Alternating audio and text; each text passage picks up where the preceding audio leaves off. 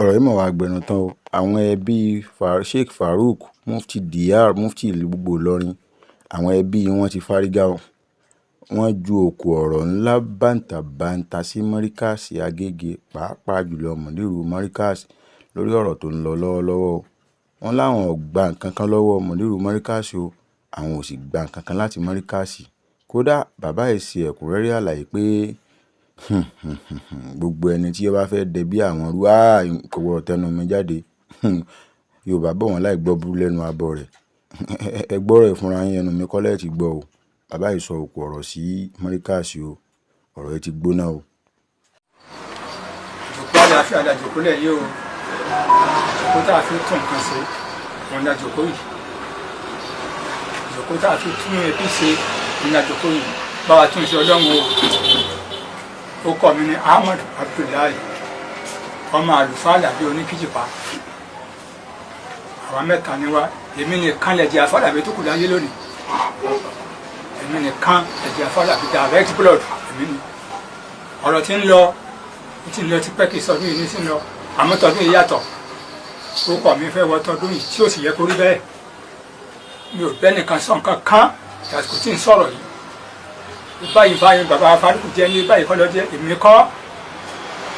Mi ń bá ṣe mi ń bá wí bẹ́ẹ̀ káti bàtà mi ọmọ da kí n tó kú. Tí n bá tó kú káti bàtà mi ọmọ da. Kí n sì ní nọ́mbà ọmọ Mọ́ríkàsì kan lọ́tà ń pera wa.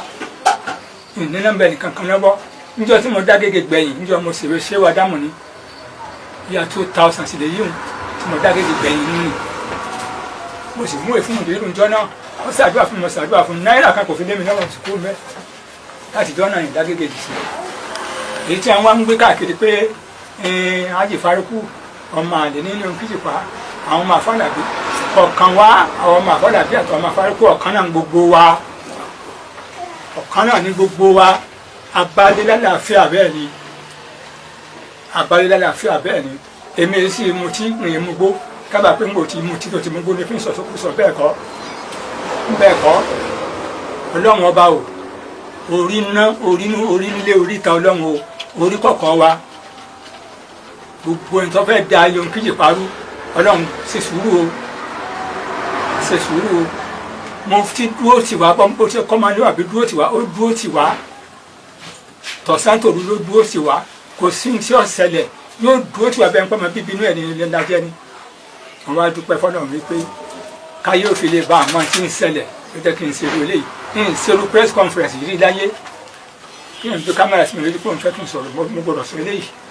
Láti fi kílẹ̀ àwọn ọmọ ẹbí Àfáà Àlàbí Oníkìjìpá àti gbogbo ilé Oníkìjìpá. Ẹni wọ́n bá ní ẹnu mi lòun ti gbọ́, ẹnu mi kọ́ o. Ìfẹ́ ẹnu tí wọ́n fẹ́ sọ ń pa Mufti ni wọ́n ń sọ o. Ìfẹ́ ẹnu tí wọ́n fẹ́ sọ ń yọ Mufti sì wádọ̀ mi ń bẹ láyé kọ́ lọ́ọ́ mọ́ pa nísìn ní yàrá mi. Mo ní bí wọ́n bá mọ̀ lógo nítorí ọmọ mọ́ àbá pàtẹ lọ. Kò ní ọmọ jẹ́yàn láyé. Ń bẹ láyé ẹbí o. Ìsìn ní kọ́bọ̀ tí ń gbà lọ́wọ́ ẹnìkan lẹ́yìn èyí tí ń bá ń gbà lọ́wọ́ Mufti. Ìyìn ní kọ́bọ̀ tí ń gbà lọ́wọ́ ẹnìkan. Kọ́dà kẹ̀kẹ́ yìí ní láyé ìtọrọ ní ìlú kẹ̀kẹ́. Ilé mọ́tò Àfáà Àlàbí kó sùn àlàáfíà lọ́nà tí bàbá Farouk. Wọ́n ti sun àlàáfíà kí wọ́n tún wá sun àlàáfíà. Apọ̀ ọmọ Yomi Kìjìpá pọ̀. Gbogbo ayé àlàgbé Yomi Kìjìpá sáyé iṣẹ́ nìkan. Mi ò fẹ́ gbọ́ pé bàbá kan ló gbé Yomi Kìjìpá sáyé. Gbogbo wa la gbé sáyé.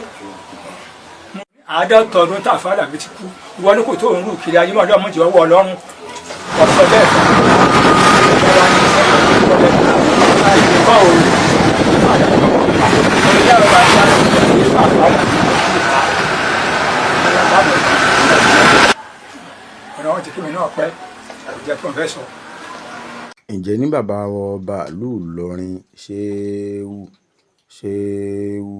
Ṣéhù Wallahu Ya'simuka Minan Nas, ǹjẹ́ ní wọn ò ní dá sí ọ̀rọ̀ yìí báyìí?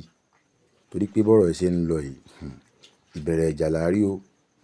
Kò sẹ́ni tí ọmọ ibi tí ìjà ó pín sí o. Bẹ́ẹ̀ ni bàbá yìí ṣe sọ̀rọ̀ ní ìsìn, táwọn ẹbí Sheikh Farouk mi náà bá tún jáde tí wọ́n bá ti bẹ̀rẹ̀ sí ní sọ̀rọ̀ kọ̀bákùngbé sí Mọ́ríkàsì.